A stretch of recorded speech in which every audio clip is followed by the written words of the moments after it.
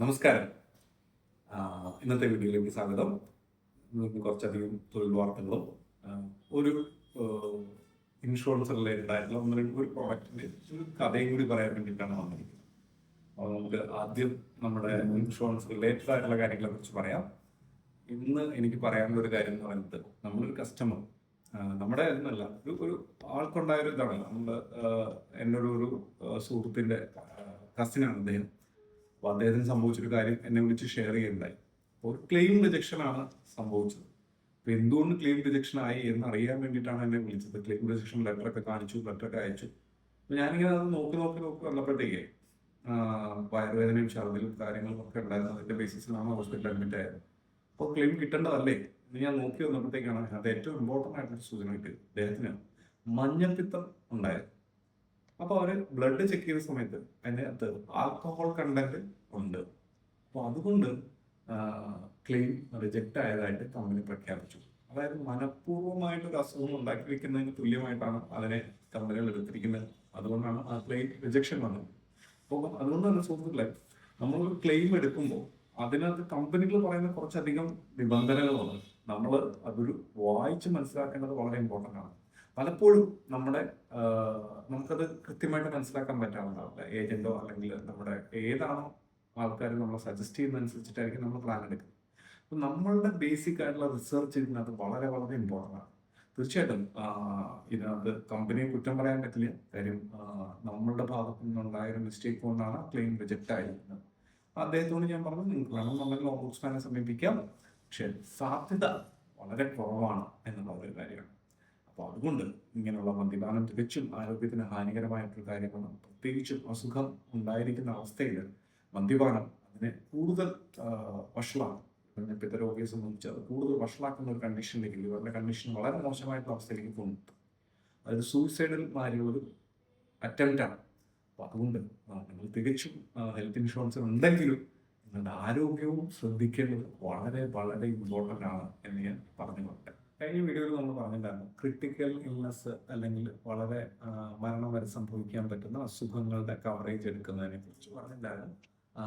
Critical illness ഇങ്ങനെ വരുന്നത്, അതായത് ജീവൻ വരെ അപകടത്തിലാകാവുന്ന അസുഖങ്ങൾ വന്നു കഴിഞ്ഞാൽ നമുക്ക് പലപ്പോഴും മതിയായ ഇൻഷുറൻസ് കവറേജ് ഇല്ല എന്നുണ്ടെങ്കിൽ നമുക്ക് ഏറ്റവും ഉചിതമായ ട്രീറ്റ്മെന്റ് കിട്ടാനായിട്ട് ബുദ്ധിമുട്ടുണ്ടാകും. അപ്പം അങ്ങനെയുള്ളപ്പോൾ പലപ്പോഴും ഈ ക്രിട്ടിക്കൽ ഇൽനെസ് ഒക്കെ ആഡ് ചെയ്യുന്ന സമയത്ത് വലിയ പ്രീമിയം എടുക്കാൻ എല്ലാവരെ സംബന്ധിച്ചും സാധിക്കണം എന്നില്ല. അപ്പോൾ പലപ്പോഴും നമ്മളൊരു ഫാമിലി ഫ്ലോട്ടർ എടുക്കുന്ന സമയത്ത് നമ്മളൊരു 3 ലക്ഷം രൂപ എടുക്കുകയാണെന്നുണ്ടെങ്കിൽ നമുക്കൊരു 5000 തൊട്ട് 1000 രൂപയൊക്കെയാണ് വരുന്നത്. 5000 to 8000 കിട്ടും. പക്ഷേ ഒരു ക്രിട്ടിക്കൽനെസ്സിൻ്റെ ഒക്കെ വരുന്ന സമയത്ത് നമുക്ക് ട്രീറ്റ്മെന്റ് അറിയാൻ നമുക്ക് ഈ 3 ലക്ഷം രൂപയൊന്നും മതിയാവില്ല എന്നുള്ളത്. അങ്ങനെയുള്ള സമയത്ത് നമുക്ക് എടുക്കാൻ പറ്റുന്ന ഒരു കാര്യമാണ് ഒന്നുമില്ലെങ്കിൽ ക്രിട്ടിക്കൽ ഇൽനെസ് റൈഡർ, അല്ലെന്നുണ്ടെങ്കിൽ സ്റ്റാൻഡ് അലോൺ ആയിട്ടുള്ള ഒറ്റയ്ക്ക് ക്രിട്ടിക്കൽ ഇൽനെസ് പോളിസീസ് നമുക്ക് കിട്ടും. എല്ലാ കമ്പനികളുടെ പോളിസീസും ഉണ്ട്, ഞങ്ങളും ചെയ്യുന്നുണ്ട്. അപ്പോൾ ആ ക്രിട്ടിക്കൽ ഇൽനെസ് എടുക്കുന്നതുകൊണ്ട് മേജറായിട്ടുള്ള അസുഖങ്ങൾ, ഏകദേശം 60ഓളം അസുഖങ്ങൾ മേജറായിട്ട് വരികയും ജീവന് ഹാനി സംഭവിക്കാൻ പറ്റുന്ന 60ഓളം അസുഖങ്ങൾക്ക് വേണ്ടിയിട്ട് നമുക്ക് കവറേജ് എടുക്കാൻ സാധിക്കും. അതിന് വേണ്ടിയിട്ട് ചിലപ്പോൾ ഒരു 10 ലക്ഷം രൂപയ്ക്ക് നമുക്ക് സ്പെൻഡ് വരുന്നത് ഒരു 4000 തൊട്ട് 4000 രൂപയ്ക്ക്, 3800 4000 രൂപയൊക്കെയാണ് വരുന്നത്. ചില 20 ലക്ഷം രൂപയുടെ കവറേജാണ് എടുക്കേണ്ടതെന്നുണ്ടെങ്കിൽ ഒരു 7000 തൊട്ട് 8000 രൂപയ്ക്കുള്ളിൽ വരുന്നതാണ്. അപ്പോൾ ഇത് നമുക്ക് വേണമെന്നുണ്ടെങ്കിൽ പല രീതിയിൽ എടുക്കാം. 1 ലക്ഷം രൂപയ്ക്ക് എടുക്കാം, 2 ലക്ഷത്തിന് എടുക്കാം, 5 ലക്ഷത്തിന് എടുക്കാം, ഒരു 10 ലക്ഷത്തിന് എടുക്കാം. ഞാൻ എപ്പോഴും സജസ്റ്റ് ചെയ്യുന്ന കാര്യം, മിനിമം നിങ്ങൾ എടുക്കുന്ന സമയത്ത് ഒരു 10 ലക്ഷം രൂപയുടെയെങ്കിലും ഒരു കവറേജ് എമൗണ്ട് എടുത്ത് വയ്ക്കുക എന്നുള്ളതാണ്. ഇത് തീർച്ചയായിട്ടും അസുഖം വരില്ല എന്നുള്ള ഗ്യാരണ്ടി അല്ല. ഞാൻ എപ്പോഴും പറയുന്നത് പോലെ ഇത് നിങ്ങളുടെ പേഴ്സണെ സംരക്ഷിക്കാനുള്ള പദ്ധതിയാണ്. നമ്മുടെ പൈസയെ അധ്വാനിച്ചുണ്ടാക്കുന്ന പൈസയെ സംരക്ഷിക്കാനുള്ള ഒരു പദ്ധതിയാണ്. അപ്പോൾ ക്രിട്ടിക്കൽ ഇൽനെസ്സിന്റെ ഏറ്റവും ഇമ്പോർട്ടൻ്റ് ആയിട്ടുള്ള കാര്യം സേവ് ചെയ്യുക എന്നുള്ളതാണ്. പിന്നെ ഇതിനകത്ത് നമുക്ക് കിട്ടുന്ന ബെനിഫിറ്റുകൾ എങ്ങനെയാണെന്ന് വെച്ച് കഴിഞ്ഞാൽ, നമുക്ക് ഈ അസുഖം വന്നു എന്ന് ഇതിന്റെ വെയിറ്റിംഗ് പീരീഡ് കഴിഞ്ഞാൽ ചില ഇതിനകത്ത് 3 മാസം 90 ദിവസമൊക്കെ, ചിലതിനകത്ത് 60 ദിവസങ്ങളാണ് വരുന്നത്. പല പ്ലാനുകളും പല രീതിയിലാണ് വർക്ക് ചെയ്യുന്നത്.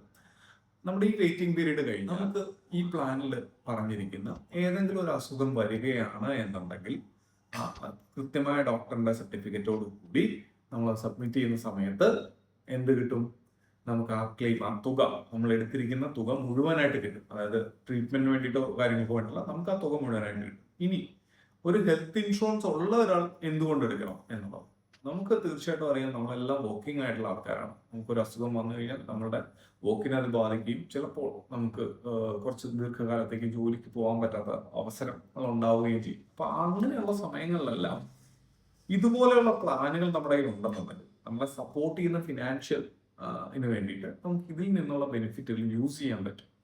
അപ്പോൾ ഇത് തീർച്ചയായിട്ടും ഒരു ഫിനാൻഷ്യൽ പ്ലാനിങ്ങിനകത്ത് നമ്മൾ ഇൻക്ലൂഡ് ചെയ്യേണ്ട ഒരു കാര്യമാണ്. ഒരു ക്രിട്ടിക്കൽ ഇൽനെസ് പ്ലാൻ കൂടി നമ്മൾ എടുത്തു വയ്ക്കുന്നത് വളരെ വളരെ ഇമ്പോർട്ടൻ്റ് ആയിട്ടുള്ള ഒരു കാര്യമാണ്. പ്രത്യേകിച്ചും നമ്മുടെ ഇന്ന് ജീവിത സാഹചര്യങ്ങളും പല രീതിയിലുള്ള അസുഖങ്ങളും നമ്മളെ ബാധിക്കുകയും അതിനൊക്കെ കോംപ്ലിക്കേറ്റഡ് ആയിട്ടുള്ള ട്രീറ്റ്മെൻറ്റുകളും എല്ലാം അവൈലബിൾ ആയിട്ടുണ്ട്. കാരണം ഇന്ന് ധാരാളം ട്രീറ്റ്മെൻറ്റുകൾ അവൈലബിൾ ആയിട്ടുണ്ട്. അപ്പോൾ അതുകൊണ്ട് ഇതുമാതിരിയുള്ള പ്ലാനുകൾ നമ്മുടെ കയ്യിലുണ്ടെന്നുണ്ടെങ്കിൽ നമുക്കോ നമ്മുടെ ഏറ്റവും പ്രിയപ്പെട്ടവർക്കോ ഏറ്റവും അത്യാവശ്യ ഘട്ടത്തിൽ ഏറ്റവും നല്ല ട്രീറ്റ്മെൻറ്റ് കൊടുക്കാൻ നമുക്ക് സാധിക്കും.